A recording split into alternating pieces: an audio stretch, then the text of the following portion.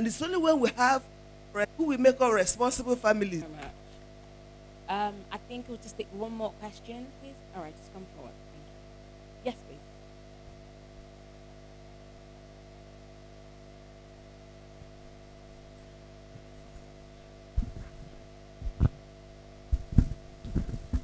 please. Good morning. Is it morning? Yes, it's still morning. Good morning.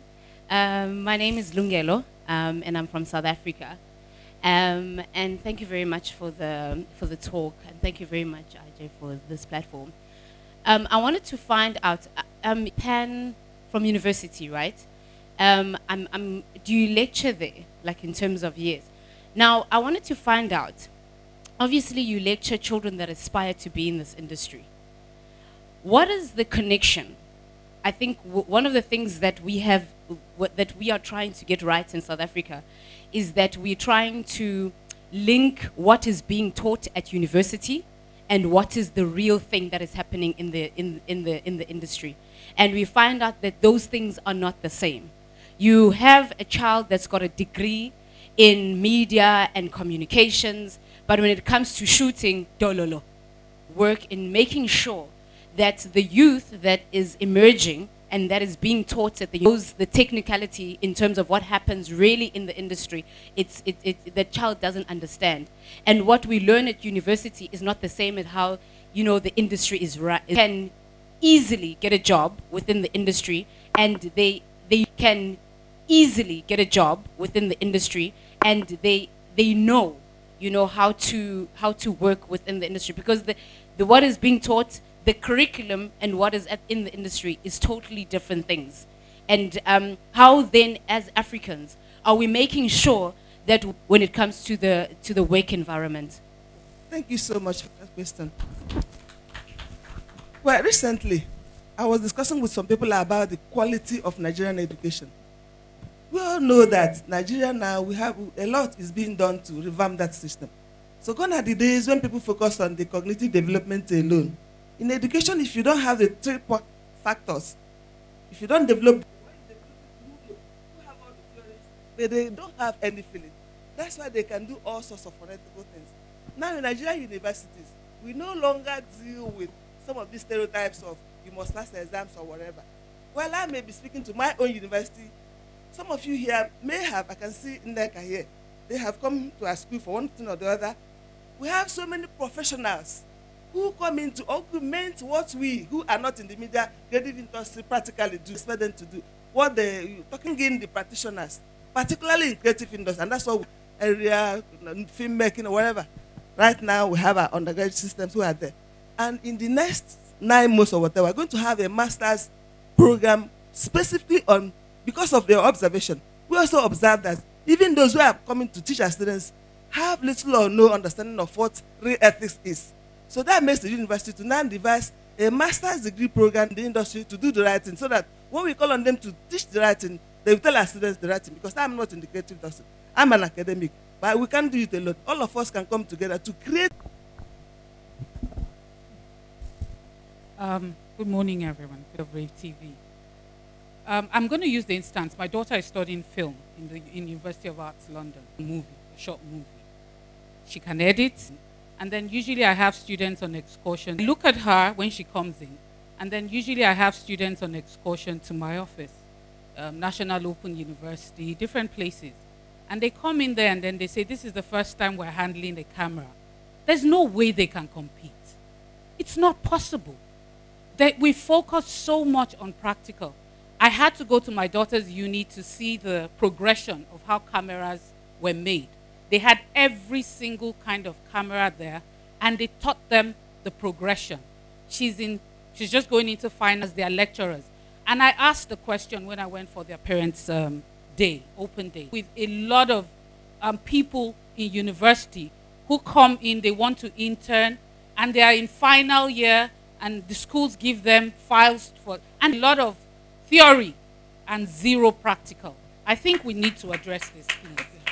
Thank you so much for this. Now, what you are saying is really, I think, is the reality on ground. And like I said before, in the Pan-Atlantic University, it is not so. And again, mind you, the AUC have but what I want to tell you now, it is no longer business as usual. In my university, they don't write any project. You shoot films, even at master level, your apprentice, your projects, your CS, everything. So it's changing. You are going to get there gradually. It's not going to take. It's not something that started today. It's not. It will take a while for us to be there. I'm sure we are going there, and very soon we are going to really de-emphasize practicals and emphasize practical. Thank you for the observation, and I'm sure those of you who are there in the policy making industry. That's even when you want to go out. Initially, we wanted to start a department of communication.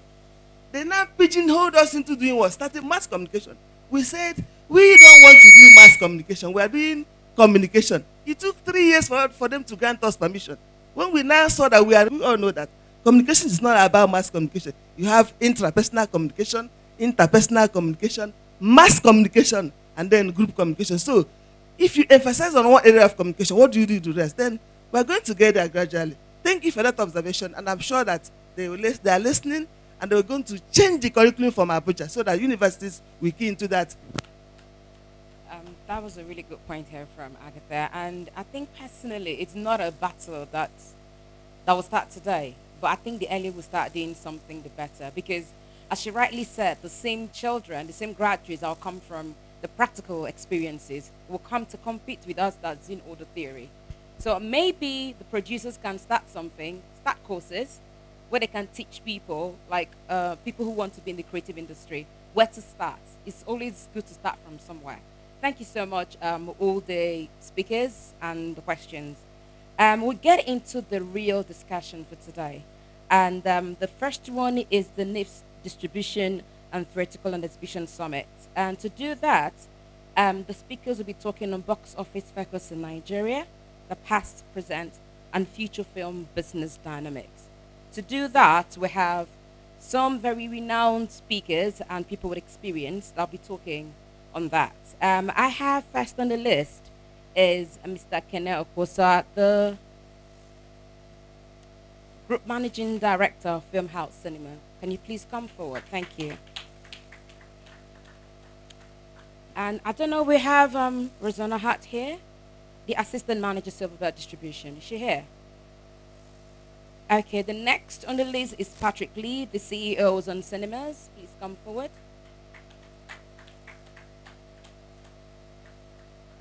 Michael Ndomo, Managing Director, Maturin Cinemas. Please come forward.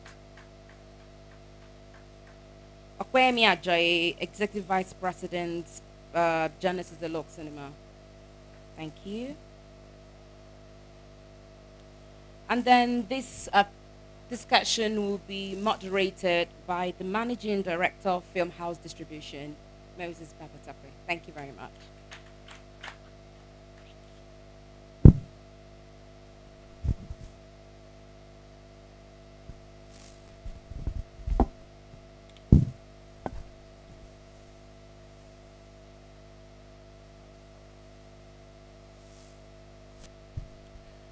Good morning, distinguished ladies and gentlemen.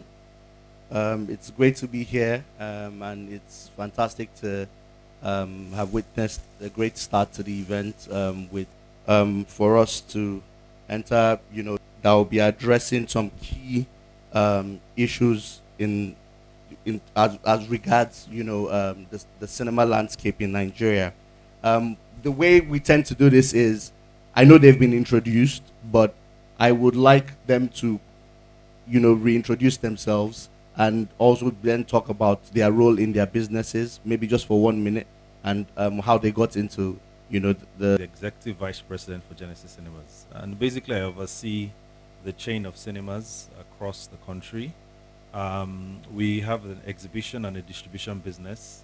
Okay, so the rest is history. My name is Michael Indiomo. My background is entertainment industry, quite by accident, about 3 years ago. After I left my job at a bank, I started writing stories. Then I went to film school, New York Film Academy. Came back and I set up a production company.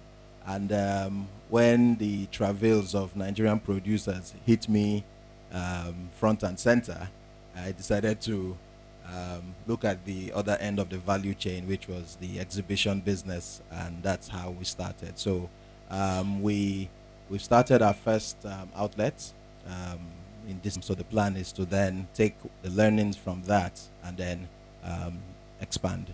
Thank you. Good morning. My name is. My background primarily is in administration. I've been in Ozone Cinemas for the past 10 years. I also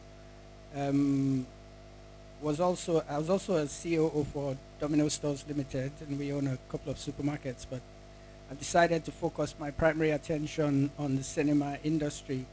I'm also the chairman of the Cinema Exhibitors Association of Nigeria, and we are primarily concentrating on how we can grow this industry. And much of what I intend to focus on in this year and in the next few years is how we can ensure that the industry becomes fully integrated, we begin to understand the capacity with which we have, and we begin to leverage on what we have to ensure that we can deliver what we all want for this industry. There are so many, how would I put it, there's so much potential, but we're barely tapping the surface. It's important that we begin to understand that and work primarily towards ensuring that the cinema business in Nigeria, both in terms of the whole value chain from production to distribution to exhibition, and even down to gives us what we actually want for ourselves. Thank you.